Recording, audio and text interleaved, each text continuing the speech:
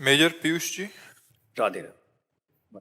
राधे राधे महाराज जी। महाराज जी, मैं निष्काम होकर अपने कर्म करना चाहता हूँ, बहुत कोशिश भी करता हूँ कि फल की आशा ना करूं। जब तक देह है, देह भाव है, तब तक निष्काम होना केवल बातों की बात नहीं है, निष्काम नहीं हो सकते। जब तक देह भाव है, जब तक ये समर्पित नहीं होगा भगवान में, तो ये कामना का पुंज है, कामना होती रहेगी। कभी रोग आएगा, कभी शोक आएगा, कभी सुख आएगा, कभी दुख आएगा, हमारे अंदर कामना होती रहेगी। उस कामना को रोकना है तो निरंतर भजन और भगवान में समर्पण, तन मन प्राण समर्पित कर दिए। जैसे ये मकान अगर हम किसी के नाम कर दें तो हम आज से निश्चिंत हो जाएंगे ना, भैया वो तो हमने, या दान में दे दें या बेच दे तो हम आज से निश्चिंत हो जाएंगे। जब तक ये हमारा है तब तक इसकी देख रेख, बिजली का बिल, सब कुछ हमको देना पड़ेगा।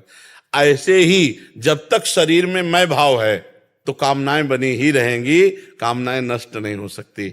जब शरीर को हम भगवान को समर्पित कर दें या ज्ञान के द्वारा इसका संबंध त्याग दे तो निष्काम हो सकता है, नहीं तो इसमें कामनाएं बनी ही रहती हैं। शरीर को लेकर कोई निष्काम नहीं हो सकता और स्वरूप को लेकर कोई सकामी नहीं हो सकता। अब स्वरूप का ज्ञान है नहीं और शरीर में भाव है तो समर्पण की तरफ चलो। हर कर्म भगवान को समर्पित करो, नाम जप करो और कोई भी पाप कर्म ना होने वाले, जितने पाप कर्म तो कोई होने वाला नहीं शरीर से, ऐसा निश्चय करो। आज से हमसे कोई पाप कर्म होने वाला नहीं। आगे चल के देखना निष्कामता आने लगेगी। पाप कर्म बिल्कुल नहीं होना चाहिए। पाप कर्म वही जो जानते हो, सब पाप कर्म। ऐसा नहीं कोई कह सकता कि मैं पाप कर्म नहीं जानता, क्योंकि जो ही आप पाप कर्म करने चलोगे तो अंदर से आएगा गलत है, ना करो। वो परमात्मा सबको संबोधन करता है। अगर वो बात मान लो और पाप कर्म का त्याग कर दो और हर कर्म भगवान को समर्पित करो और नाम जप करो तो अभी निष्कामता आगे आने लगेगी। आप देखोगे आपकी इच्छाएं शांत होने लगेंगी। जब कोई इच्छा नहीं रह जाती तभी तो निष्कामता होती है। जब तक इच्छाएं हैं तो वही तो कामना है। ना इच्छा हृदय में स्फुरित हो तो अभी ब्रह्मानंद का स्रोत फूट पड़े अंदर से। अंदर एक स्रोत है, परमानंद, ब्रह्मानंद, भगवदानंद, जिनको प्राप्त होकर के महात्मा जन परमानंद में मगन रहते हैं। अभी तो विषयानंद में, भोगानंद में जो स्रोत नहीं है, छोटे छोटे कुंड हैं। ये तो आनंद समुद्र, जो आनंद सिंधु सुख राशि, इनसे संबंध जब होगा तब स्रोत आनंद का वो खड़ा है, बैठा है, चल रहा है, उठ रहा है, खा रहा है, पी रहा है, हर चेष्टाएं हो रही, पर वो आनंद स्वरूप भगवान में, इसलिए कोई इच्छा नहीं रहती। जब अंदर आनंद है तो इच्छा नहीं। जिसमें एक समाधान चाहिए था। जैसे अभी हम विरक्त मार्ग में चल रहे हैं, हम इस सूत्र से चलें तो महाराज जी, जैसे गृहस्थ में हैं तो बच्चे हैं, बीवी हैं, मतलब आगे की प्लानिंग है, घर बनाना है, मकान बनाना है, तो इसमें जो इच्छाएं उठेंगी उसको कौन। हमें ये बताओ, मध्य प्रदेश के किसी एक गांव में क्या हो रहा है, आपको क्या मतलब है? नहीं, क्योंकि इससे आपका परिचय नहीं है। आपके घर में क्या हो रहा है ये आपका परिचय का विषय है।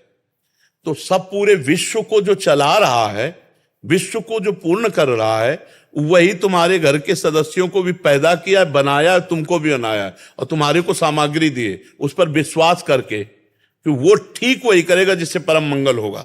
हमको कामना करने की क्या जरूरत है? जितनी व्यवस्था दी उतनी व्यवस्था में हम मुनीम की तरह काम करें। नाथ सकल संपदा तुम्हारी, मैं सेवक समेत सुतनारी, और हमें कोई चाह नहीं, आप जितना दोगे उसके अनुसार करते चले जाएंगे। वो महात्मा है गृहस्थ में रहते हुए, पर अब इतना कहाँ समर्पण हो सकता है? तो महाराज जी, जैसे कोई इच्छा ना करें कि जैसे ये बनेंगे, वो बनेंगे, फिर ये ऐसा करेंगे। हाँ, तो उनको जो बनाना है बना देंगे ना। आज तक हम अपनी इच्छा से यहां नहीं पहुंचे, मुझे प्रभु ने पहुंचाया है। मुझे प्रभु ने, अपनी इच्छा से कोई, हमें प्रभु ने पहुंचाया है।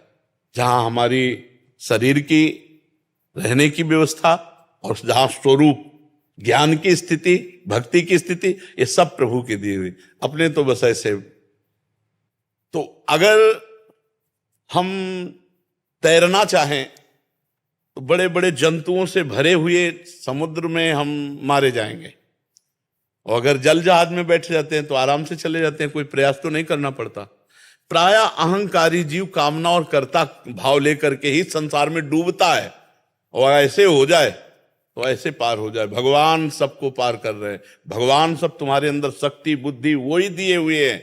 तो तुम्हें कामना नहीं करनी, बस तुम समझ जाओ कामना नहीं करनी, जो तुम करोगे वही हम देखेंगे, जो तुम करवाओगे वही होगा।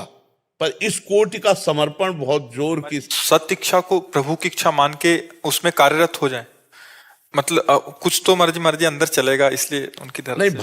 भगवत प्रेरित होता है। जैसे हमारी अभी अभी हम खड़े हो, चलो वृंदावन की परिक्रमा चलते हैं जी, अभी देखा नहीं यहाँ जैसे कैसे होता है, तत्काल एकदम चलिए, ऐसे कोई प्लान नहीं, कोई संकल्प नहीं। जी, इसमें और सुलझने के लिए कह रहा हूँ, 2 बच्चे हैं, अभी अंदर इच्छा हो रही है कि इनका ब्याह करना है और इसके लिए थोड़ा धन चाहिए, तो जो मेरा आ रहा है तो उसको मैं जमा करता रहूंगा।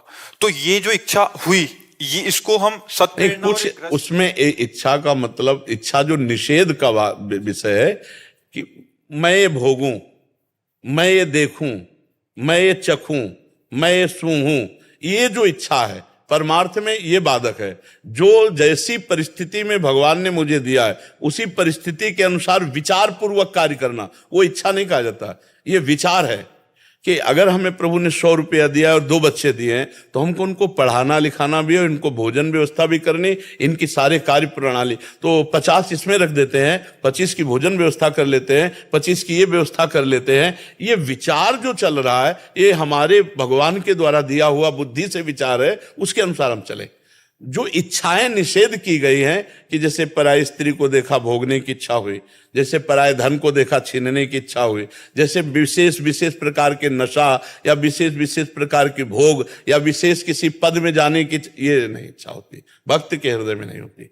सारी व्यवस्था भगवान की तरफ से स्वतः चलती है। एक दिन पूज्य श्री भाई जी हनुमान प्रसाद पोद्दार जी के पास एक कागज आया, लिखा था कि हम 50 आदमियों के साथ गोरखपुर स्टेशन में इतने समय पहुंच रहे हैं और आप इन 50 आदमियों की भोजन व्यवस्था कीजिए।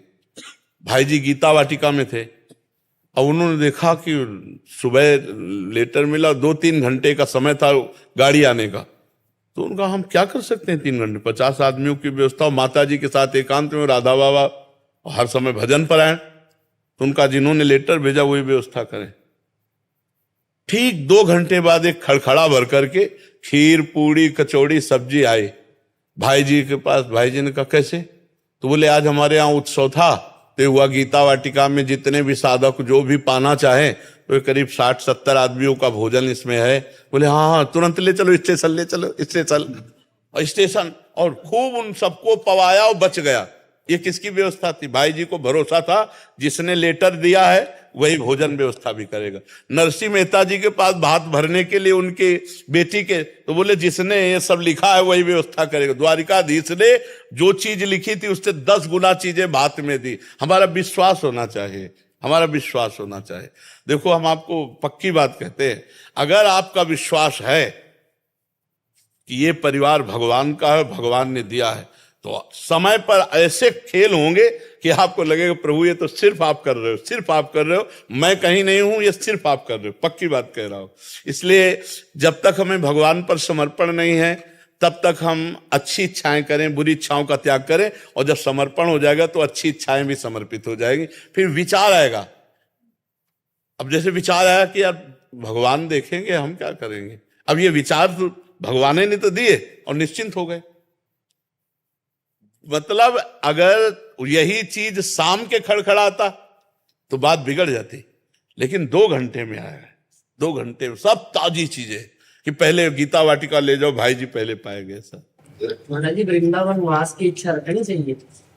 वृंदावन वास की, हाँ, भगवत प्राप्ति, वृंदावन वास, नाम जप, ये तो इच्छा परम मंगलमय, इसे इच्छा नहीं कहते, निष्काम ही है। हाँ, ये निष्काम। अच्छा कहेंगे प्रयत्न करना पड़ता है, श्री जी कृपा कर। वैसे वृंदावन वास प्रयत्न से नहीं होता, श्री जी की कृपा से होता है।